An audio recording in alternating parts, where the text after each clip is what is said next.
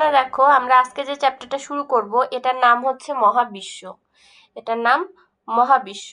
কি বলছে দেখো, রাতের আকাশের দিকে তাকালে আমরা কি দেখতে পাই? তোমরা বলো, রাতের আকাশের দিকে তাকালে কি দেখতে পাও? চাঁদ দেখতে পাই। আচ্ছা, রাতের আকাশে সাধারণত চাঁদ এবং অসংখ্য তারা দেখতে পাই। দিনের আকাশে কেন এদের দেখা যায় না? তোমরা কখনো মনে হয় যে রাতের বেলা দেখতে পাই, দিনের বেলা কেন দেখতে পাই না? এটা আমি বলতে পারবো, কারণ হচ্ছে সূর্যের আলোতেই হচ্ছে, মানে ওরা দিনের বেলা আসলে তারা দেখা যায় কিন্তু দেখতে পাই না, কারণ হচ্ছে সূর্যের আলো ওদের আলো থেকে বেশি থাকে, মানে কাছে যেহেতু এই জন্যই হচ্ছে সূর্যের আলোর কারণে আমরা ওই দূরের তারাগুলো দেখতে পাই না। মিস, ওই যে আমার আব্বু আমাকে বলছিল যে আমার আব্বু যখন চায়না গেছিল তখন আব্বু বলছিল যে আমাদের এখানে যখন দিন উনাদের এখানে তখন নাকি রাত, এবং আমাদের যখন এখানে রাত ওখানে নাকি ওখানে দিন। আমার আব্বু চায়না গিয়ে তো ভিডিও কলে দেখাইছিল। আচ্ছা, এখন দেখো কি বলেছে, দিনের আকাশে কেন এদের দেখা যায় না? দিনের আকাশে সূর্যের আলো অনেক বেশি। সূর্যের আলো এতই বেশি যে কি হয়, আমরা অন্য কোনো কিছু আর দেখতে পাই না, যে কারণে আমরা এদের দেখতে পাই না। আমরা শুধু সূর্যকে দিনের বেলা দেখতে পাই। শুধু কাকে দেখতে পাই? সূর্যকেই দেখতে পাই। সমস্ত গ্রহ, সৌরজগৎ, নক্ষত্র, ছায়াপথ নিয়ে মহাবিশ্ব গঠিত। তাহলে মহাবিশ্ব কি কি নিয়ে গঠিত? গ্রহ, সৌরজগৎ, নক্ষত্র, ছায়াপথ নিয়ে মহাবিশ্ব গঠিত। তাহলে মহাবিশ্ব কি নিয়ে গঠিত? গ্রহ, সৌরজগৎ, নক্ষত্র ও ছায়াপথ নিয়ে গঠিত। ওকে, এবার দেখো সৌরজগৎ। সূর্য এবং তার পরিবারের সদস্য মিলে তৈরি হয় সৌরজগৎ। তাহলে সৌরজগৎ কি নিয়ে তৈরি হয়? সূর্য এবং তার পরিবারের সদস্য মিলে তৈরি হয় সৌরজগৎ। লাইনটা আন্ডারলাইন করো, আমি যেগুলো আন্ডারলাইন করছি তোমরাও আন্ডারলাইন করে নাও। সূর্য এবং তার পরিবারের সদস্য মিলে সৌরজগৎ। সৌরজগতের সদস্যরা হচ্ছে সূর্য, গ্রহ, উপগ্রহ এবং অন্যান্য মহাকাশীয় পদার্থ। তাহলে কোয়েশ্চেন লিখো, সৌরজগতের সদস্য কারা? সৌরজগতের সদস্য কারা? সৌরজগতের সদস্য হচ্ছে সূর্য, গ্রহ, উপগ্রহ এবং অন্যান্য মহাকাশীয় পদার্থ। গ্রহগুলো সূর্যকে কেন্দ্র করে ঘুরছে। তাহলে সূর্য, প্রশ্নটা সৌরজগতের সদস্য কারা?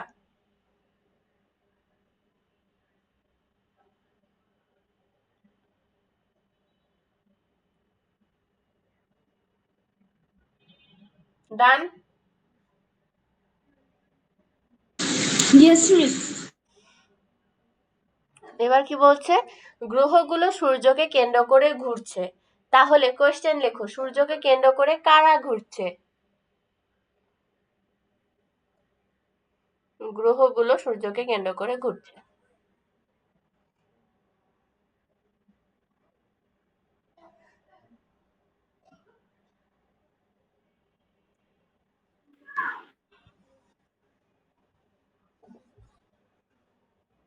ডান।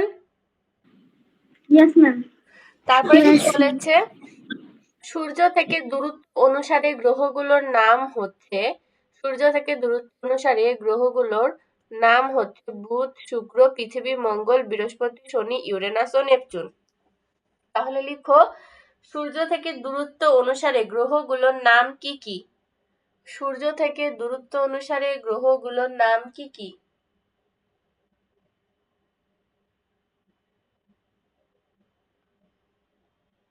ম্যাম, সূর্য থেকে দূরত্ব অনুসারে গ্রহগুলোর নাম কি কি?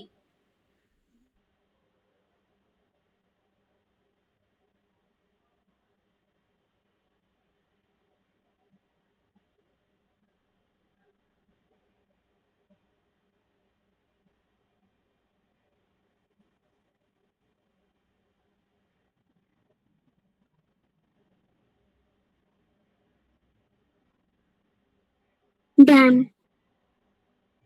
ওকে, তাহলে গ্রহগুলোর নাম কি কি হবে? বুধ, শুক্র, পৃথিবী, মঙ্গল, বৃহস্পতি, শনি, ইউরেনাস ও নেপচুন। তোমরা পারো? এগুলোর নাম মুখস্থ আছে? ইংলিশেও পারি। বাংলায় বলো তো স্যার দেখি, না দেখে। বুধ, শুক্র, পৃথিবী, মঙ্গল, বৃহস্পতি, শনি, ইউরেনাস ও নেপচুন। এটা ইংলিশ হলো। না, বুধের ইংলিশ ইংলিশ আমার দরকার নাই, বাংলা হলে হবে। আয়শা বলো। বুধ, শুক্র, পৃথিবী, মঙ্গল, বৃহস্পতি, বৃহস্পতি, শনি, ইউরেনাস ও নেপচুন। ইউরেনাস ও নেপচুন। এবার হচ্ছে অর্ণব বলো। মিস বুধ, শুক্র, পৃথিবী, মঙ্গল, বৃহস্পতি, ইউরেনাস, শনি ও নেপচুন। শনি, তারপর ইউরেনাস, তারপর নেপচুন। ওকে ওকে মিস। ওকে প্রত্যেক গ্রহের নিজস্ব বৈশিষ্ট্য রয়েছে। অনেক গ্রহের আবার কি আছে, উপগ্রহ রয়েছে যা চারপাশে ঘোরে। পৃথিবীর একমাত্র উপগ্রহের নাম চাঁদ। লিখো, পৃথিবীর একমাত্র উপগ্রহের নাম কি?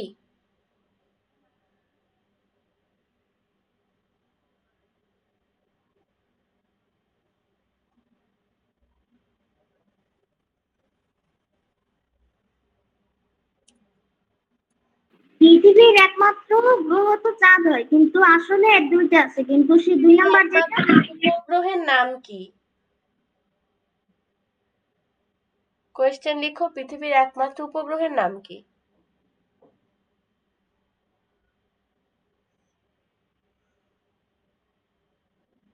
ডান। ওকে ডান।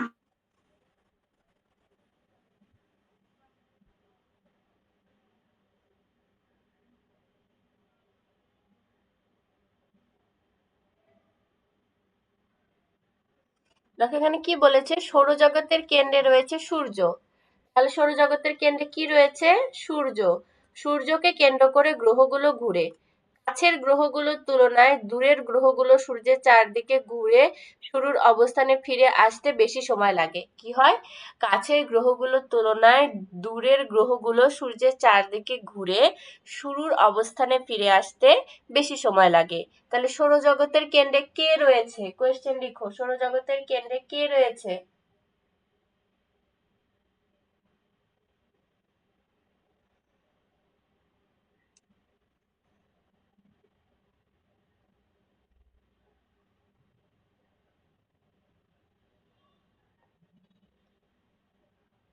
ডান।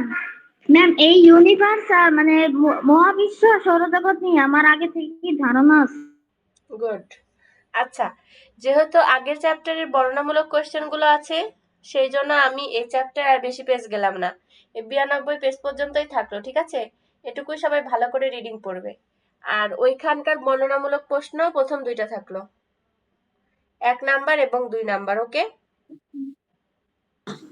ওকে মিস।